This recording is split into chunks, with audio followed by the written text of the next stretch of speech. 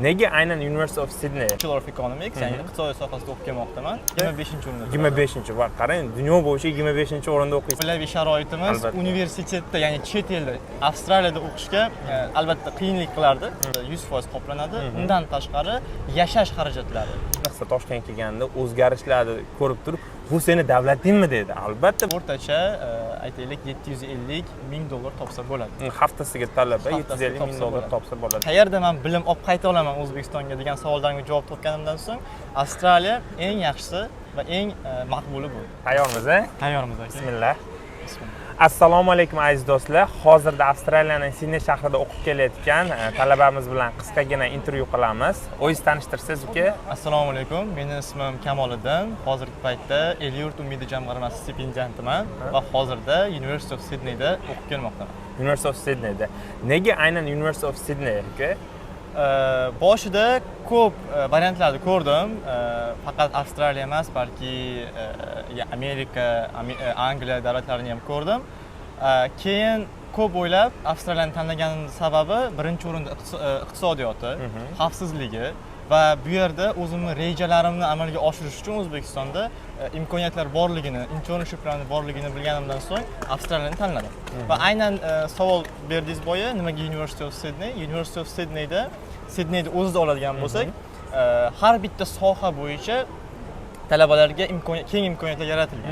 Ya'ni bitta soha, iqtisodiyot sohasini oladigan bo'lsak, iqtisodiyot sohasida bir nechta klublar bor. Ya'ni klublar o'zi har xil aytaylik mavzularda ishlaydi. Va mening mavzuyim, misol uchun, maqsadim bo'lgan kambag'allikni qisqartirish bo'lgani uchun bu bo'yicha ham alohida klublar tashkil etilgan.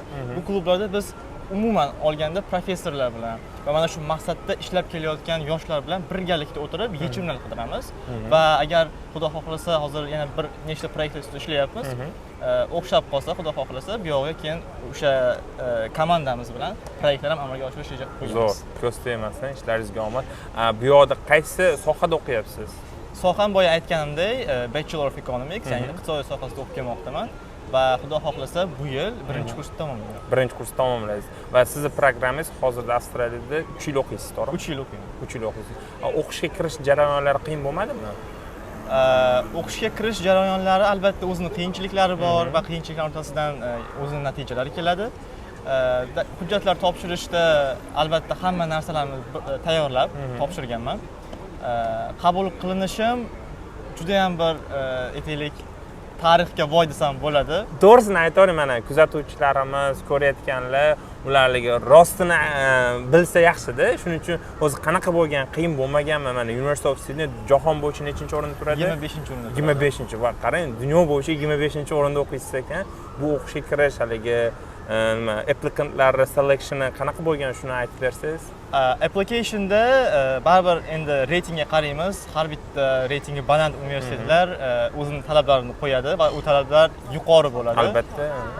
Shunga keyin dokumentlarimni yig'ganimda albatta SAT so'raladi, albatta IELTS, ijtimoiy faollikka juda ham yuqori qarashadi. Ya'ni o'zingning davlatingda qanaqa proyektlarda qatnashgansan, nimalar qilgansan. Chunki bilasizku, ijtimoiy faollik bilim bilan birgalikda ham nafas ketadi. Albatta.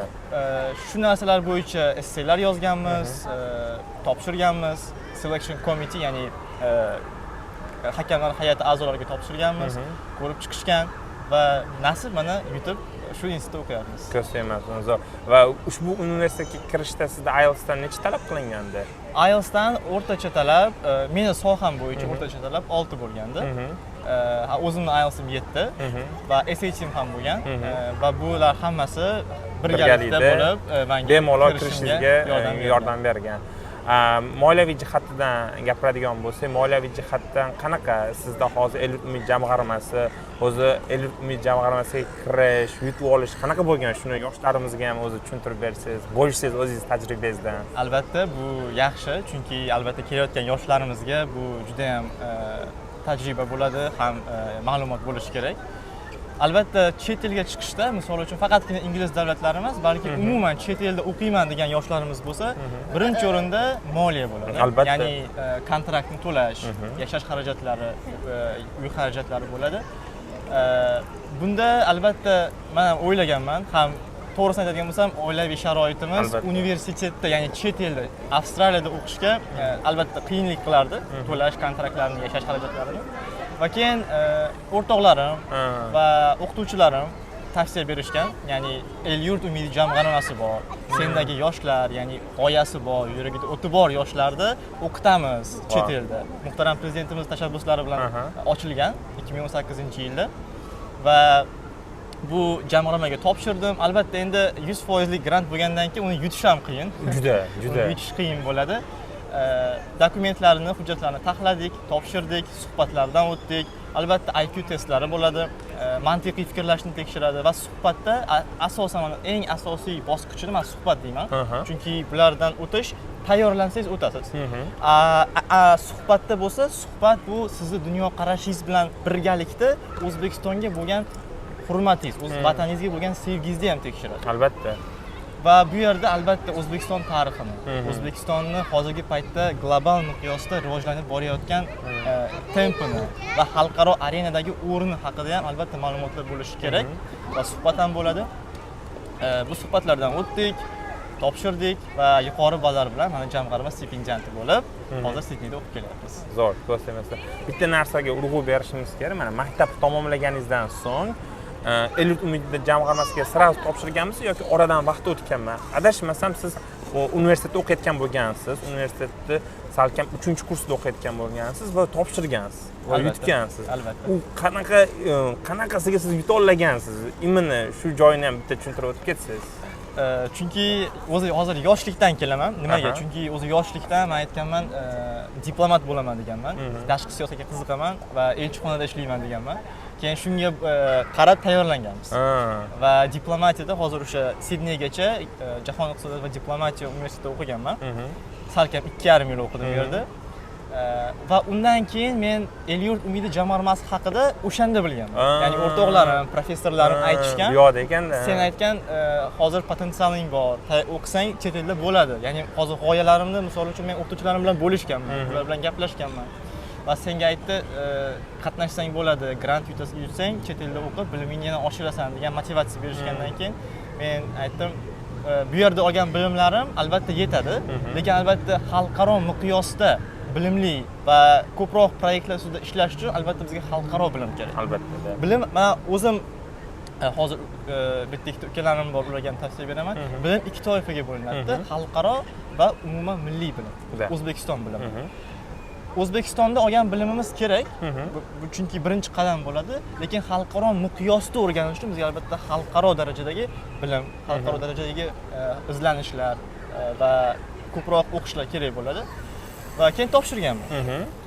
Eng qizig'i juda ham to'g'ri kech bilganman. Agar ertaroq bilganimda men bu imkoniyatdan ertaroq foydalangan bo'lardingiz. Albatta. Va El-yurt umidiga topshirishi mana shunday bo'lgan va yutib, albatta qiyin, yana bir bor ta'kidlab o'tishim kerak, kelajakdagi mana yoshlarimiz topshirishadi. Qiyin yutish, juda oson hamda bo'lmaydi uni. Lekin albatta tayyorlansa va o'zini ustida ishlaydigan tirishqoq bola bo'lsa, albatta bu bemalol yutsa bo'ladi-da. Основной 3 ta bosqichdan iborat bo'ladigan bo'lsa, birinchi, ikkinchi bosqichlardan o'tish nisbatan osonroq va 3-bosqichda, ayniqsa intervyuda talaba o'zini ko'rsata bilishi kerak jyurilarga. Tushunarli. El-yurt umidi jamg'armasi mana siz Avstraliyaga salkam 1 yil bo'ldi kelganingizga. Hamma qanaqa xarajatlarni sizga qoplab beradi va qanaqa shartlari bor o'zi bu El-yurt umidi jamg'armasini? Albatta, yaxshi savol. Albatta El-yurt umidi jamg'armasi davlat stipendiyasi bo'lgani uchun albatta talanti bor, yuragida o'ti bor yoshlarni yuborishadi. Va xarajatlarga keladigan bo'lsak, tuition fee, ya'ni kontrakt miqdori hammasi 100% qoplanadi. Undan tashqari yashash xarajatlari. Yashash xarajatlari 1 yilda 1 marta borib kelish, xalqaro bilet, aviachiptani ham qoplaydi. O'zbekistonga borib ota-onani ko'rib kelish uchun ham albatta ajratiladi. Vau, zo'r. Ya'ni talaba hech qanaqa o'zidan xarajat qilmaydi. Umuman xarajat qilmaydi. Va xarajat haqida o'ylamaydi.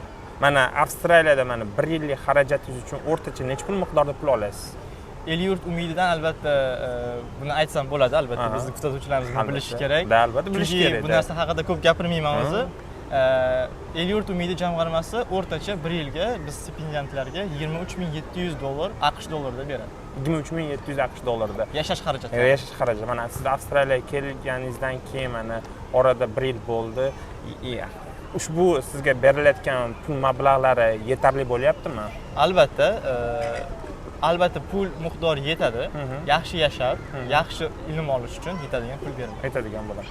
Keling, endi universitet hayotiga qaytadigan bo'lsak, mana universitetda ekonomika sohasida o'qiysiz ekanda, professorlar, ustozlaringiz qanaqa, keyin sizdagi mana dars muhiti qanaqa? Agar solishtiradigan bo'lsak, mana O'zbekistondagi dars muhiti bilan bu yerdagi University of Sydneyda o'qiyotgan muhit, texnologiyalarga e'tiborlari qanaqa? Shu haqida qisqacha gapirib bersangiz. Albatta, Jahon iqtisodiyot va diplomatiya universiteti haqida gapirsam, u yerda ham imkoniyatlar bor, ta'lim olasiz, bilim olasiz. Endi bu yoq bilan albatta solishtirganda, to'g'risini aytsam, albatta University of Sydney imkoniyatlari ancha keng va zamonaviylashtirilgan, texnologiyalashtirilgan va umuman olganda darslarga keladigan bo'lsak, darslarda o'qituvchi bilan ishlash juda ham ko'p va bu bilan bir qatorda, ya'ni guruh, ya'ni o'sha komanda bo'lib ishlash ham o'z o'rnida bor. Ya'ni o'qituvchilarimiz qaysi fan bo'lishidan qat'iy nazar, aytaylik, mana hozir paytda ko'plab iqtisodiy fanlar o'qib kelyapman. Har bitta fanimizda komanda bo'lib ishlash bor. Ya'ni teamwork bo'ladi. Teamwork bor. Nimaga aynan teamworkga urg'u qaratishadi? Teamworkda biz umuman o'zimizning soft skilllarimizni rivojlantiramiz. Va bu narsaga aytaylik, mana hozir o'z semestrni tugatyapman. Bu semestr ancha teamworkga boy bo'ldi. Darslarimiz o'rtacha 1 soat, 2 soat bo'ladigan bo'lsa, 50%ni teamworkda sarflaymiz. Teamworkda ishlaymiz.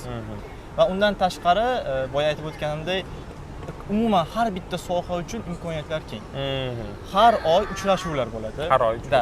Har oy uchrashuvlar bo'ladi. Mana misol uchun shaxsiy brendiga ega bo'lgan biznesmenlar, iqtisodiyot sohasida ishlab kelayotganlar, davlat tashkilotlarida hozirgi paytda iqtisodiyot sohasida ishlab, o'zini aytaylik proyektlarini qilayotganlar va hozir umuman olganda Avstraliya hukumatiga, davlatiga foydasi tegayotgan yoshlar bilan uchrashuvlar tashkil etiladi. Shu paytgacha nechta konferensiyalarga o'zingiz qatnashdingiz? Shu paytgacha 15 dan ortiq konferensiyalarga qatnashdim va bitta narsani aytib o'tishim kerak. Faqatgina o'zimning soham emas, balki boshqa sohalarga ham qiziqish bildirganman. Ya'ni texnologiya sohasiga, biznes sohasiga ham o'zimni forumlarda qatnashganman. Nimaga? Chunki odam faqatgina bir sohadan emas, balki boshqa sohalarga ham qiziqish bildirib, ulardan ma'lumot olib turish kerak. Ya'ni diversification bo'lishi kerak-da. Va hozirgi paytda ham aytganimdek 15 dan ortiq sammitlarda qatnashdim, yangi networkinglar qildim. 20 dan ortiq shaxsiy brendiga ega bo'lgan biznesmenlar bilan tanishdim. Ularga O'zbekiston haqida aytaylik ma'lumot berdim va eng qizig'i, eng yaxshi yoqtirgan sammitim qurilish sammiti bo'ldi. Qurilish forumiga qatnashganimda juda ham qiziqdi. Qurilish hozirgi paytda prezidentimiz ham qurilish sohasiga ko'p e'tibor beryaptilar. Bu yer bilan solishtirdim va O'zbekistonda hozir qurilishga, infrastrukturaga berilayotgan imkoniyatlarni tasvirlab berganimda har bitta odam o'sha yerda o'tirganda hayron qoldi. O'zbekiston O'rta Osiyoda shunaqa davlat shunchalik e'tibor beryapti infrastrukturaga deb juda ham xursand bo'lishdi. Xuddi shu gapingizga mana biz endi ko'plab xalqaro o'qishlar bilan ishlaymiz. Amerika, Kanada, Yangi Zelandiya, Irlandiya, Avstraliya o'qishlari bilan ko'pgina partnyorlarimiz, ya'ni vakillarimiz, hamkorlarimiz O'zbekistonga tashrif buyuradi. Ayniqsa Toshkentga kelganda o'zgarishlarni ko'rib turib, "Bu seni davlatingmi?" dedi. Albatta bizning davlatimiz, ya'ni bizning davlatimiz shu 2016-yildan keyin rosa butun dunyoga ochildi. Shuni hisobiga ko'ryapsizlar, infrastruktura o'zgarishlar juda katta deb aytiladi. Xo'p, qarang, mana Avstraliyadan tashqari boshqa davlatlarga solishtirdim dedingiz. Aynan nima uchun Avstraliyaning qaysi jihatlari sizga yoqdi? Imkoniyatlari, aytaylik, talabalar uchun sharoitlari solishtirganda siz to'g'ri qaror qabul qildingizmi shu yoqqa kelib? Nima deb o'ylaysiz? Albatta, boshida topshirganimda juda ham ko'p variantlarim bor edi. Nafaqat ingliz davlatlari, balki men o'zim Germaniyaga qiziqqanman, nemis zabon davlatiga ham qiziqqanman, chunki nemis tilini ham hozir o'qib boryapman. Va albatta qiziqishim juda ham kuchli bo'lgan edi. Keyin aytaylik, o'sha paytgacha el-yurt umidiga topshirganimcha 30 dan ortiq universitetga topshirganman. Hammasiga qabul qilinganman. Lekin albatta endi universitetga topshirish boshqa, bittasini tanlash boshqa. Va bu mana shu joyda hamma davlatni solishtirdim, iqtisodiyotni. Ertaga men soham iqtisodiyot. Borgan davlatimda men shu iqtisodiyot sohasini o'qiy olamanmi? Qanaqa imkoniyatlar ola olaman? va solishtirdim. Albatta bu Amerika yetakchi o'rinni egalladi, keyin Avstraliya egalladi, Buyuk Britaniya va Eliot umidi jamg'armasiga albatta University of Sydneyni tanladim, chunki oxirgi solishtirganlarimdan so'ng ertaga qayerda men bilim olib qayta olaman O'zbekistonga degan savollarga javob topganimdan so'ng Avstraliya eng yaxshisi va eng maqbuli bo'ldi. Maqbuli bo'ldi. Mana bu yoqda Amerikani o'tib ketdi. Shaxsan o'zim Amerikada bo'lganman. U yoqda nisbatan endi to'g'ri o'qishlar nufuzi juda baland, lekin bir vaqt o'zida aholisida shu kriminal rate balandroq. Bu Avstraliyada bu narsani ko'rdingizmi, ko'rmadingizmi? Avstraliya albatta yaxshi eslatib o'tdingiz. Albatta xavfsizlik jihati ham juda ham muhim rol o'ynaydi. Buni ham solishtirganman va Avstraliyada xavfsizlik jihatdan hech qanday muammo yo'q va eng xavfsiz davlatlardan biri hisoblangani uchun ham bu faktor ham rol o'ynadi. Mana shu faktorni ham inobatga olgan holda albatta Sidneyni tanladim. Zo'r. Yaxshi tanlov qilgan ekansiz. Bu yoqdagi balanced life qanaqa? Aytaylik, o'qish, ish, sport o'zi talabalar uchun ishlash mumkinmi yoki bo'lmasa o'qishdan tashqari sizda vaqt bo'ladimi sportga qatnashishga? Bunga nima deysiz? Albatta aytgan bo'lardim buni extracurricular activities, ya'ni ijtimoiy faol aktivitelar albatta bo'ladi. Bemalol aytaylik o'qishdan bo'sh vaqtlaringiz, albatta o'qishlar ham aytaylik flexible joylashgan. Ya'ni umuman olganda jadvalingizni o'zingiz tuzasiz. O'zingizning vaqtingizga, o'zingizda imkoniyatlaringizdan kelib chiqqan holda. Haftada necha soat dars bo'ladi shunda? Haftada o'rtacha men o'zimning sohamda 1 soat, 2 soat darslarim bor. Va bundan kelib chiqib o'zingizga timetable tuzib olsangiz bo'ladi va bo'sh vaqtlaringiz albatta sportga qatnashsangiz bo'ladi, ishlasangiz bo'ladi. Hozirgi paytda mana biz Avstraliya vizasining qonunchiligiga asoslangan holda ayta olaman. 2 haftada 48 soatdan oshmasligi kerak ish vaqti va bemalol o'qishdan bo'sh vaqtida sport, ish bilan shug'ullanish, ishlasa ham bo'ladi. Bitta eslatma shu yerda 48 soat deganda agar xohlasangiz bir hafta 48 soat ishlasa bo'ladi, keyingi hafta ko'proq o'qishga qaratsangiz bo'ladi. Albatta. Va xuddi shunaqa 48 soat davomida o'rtacha talabalar mana siz Eliot umid jamg'armasidan kelgan ekansiz, hamma xarajatlaringizni Eliot qoplab berar ekan. Agarda 48 soat yoki bo'lmasa haftasiga 24 soat talabalar ishlasa, xalqaro talabalar o'rtacha qancha pul topsa bo'ladi? Endi birinchi o'rinda tajribadan kelib chiqqan holda va imkoniyatdan kelib chiqqan holda talabalar ishlasa bo'ladi va hozirgi paytda Sidneyda ishlash bo'yicha imkoniyatlar keng va o'rtacha aytaylik $750,000 topsa bo'ladi. Haftasiga talaba $750,000 topsa bo'ladi, xalqaro talaba bo'ladi. Ham o'qishlari bilan bir vaqtda olib ketsa bo'ladi, to'g'rimi? Olib ketsa bo'ladi. Ya'ni boya aytib o'tganimdek, jadvalni, dars jadvalini o'zi tuzadi talaba. Ya'ni time managementni talabaning o'zi qiladi. Time managementni o'zi qiladi. O'zi aytaylik javobgar bo'ladi bunga. Va agar shuni eplay olsa va aytaylik to'g'ri tuza olsa, albatta ham ishlab, ham o'qib, undan tashqari albatta sportga ham qatnashsa bo'ladi. Zo'r, ko'rsatyapman. Bu yoqda Avstraliyani tabiati, sohillari yoki boshqa shaharlari, mana Sidney shahridasiz, boshqa shaharlariga aylanib ko'rib, o'zingizda qanaqa hissiyotlar bo'ldi? Juda ham yaxshi savol.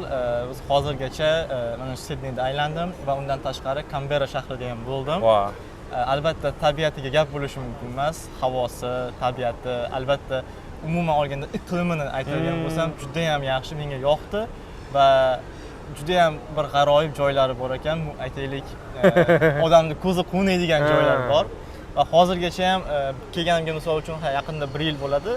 1 yil ichida men o'ylamayman, shu hamma shaharni, hamma joylarini ko'rib chiqdim deb. Va hozir Xudo xohlasa yana rejalashtiryapman. Yana agar vaqtim bo'lsa, yana aylanib, yana ko'rib, yana ko'zni quvontirib. Keyingi manzil qayerga bormoqchisiz? Keyingi manzil Xudo xohlasa, vaqtim bo'lsa, Brisbaneni mo'ljallayapman. Chunki Queensland. Juda ham hozirgi paytda internetda qidirib ko'rdim ma'lumotlarni, juda ham joylari, zo'r joylari bor, tabiat chiroyli joylari bor. Shunga Brisbanega bormoqchiman. Zo'r, ko'rsatmayman.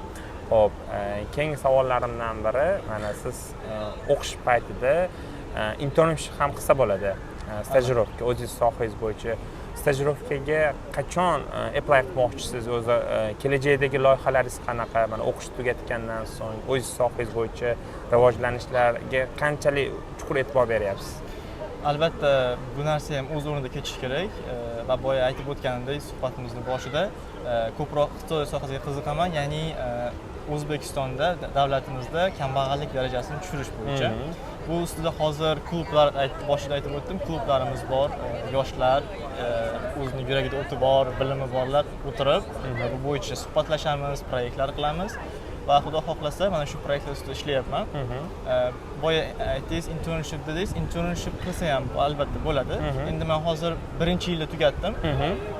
El-yurt umidi jamg'armasi albatta stipendiyatlariga aytaylik shart qo'yadi. Ya'ni 1 yilda 1 marta davlat tashkilotlarida, davlat idoralarida amaliyot o'tash.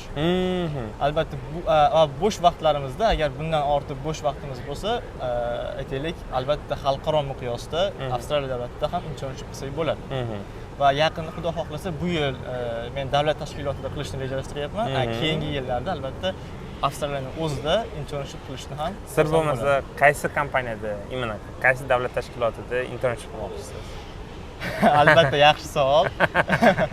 Boya aytib o'tdim, ko'proq tashqi siyosatga qiziqaman, ko'proq iqtisodiy sohasiga qiziqaman dedim va xudo xohlasa qaytsam, Tashqi ishlar vazirligida birinchi amaliyotimni amalga oshirmoqchiman. Inshaalloh kelajakdagi rejalaringizga omad, o'zingiz sohangiz bo'yicha yetuk mutaxassis bo'ling. Mana bizani kuzatib turgan, ko'rayotgan yoshlarga qanaqa tavsiyalar berardingiz? Davlatlar tanlashda, o'zini sohasini tanlashda va karyera qilishda nimalarga e'tibor berishni tavsiya qilgan bo'lardingiz? Albatta yoshlarimizga, tengdoshlarimga tavsiya bergan bo'lardim universitet tanlashda.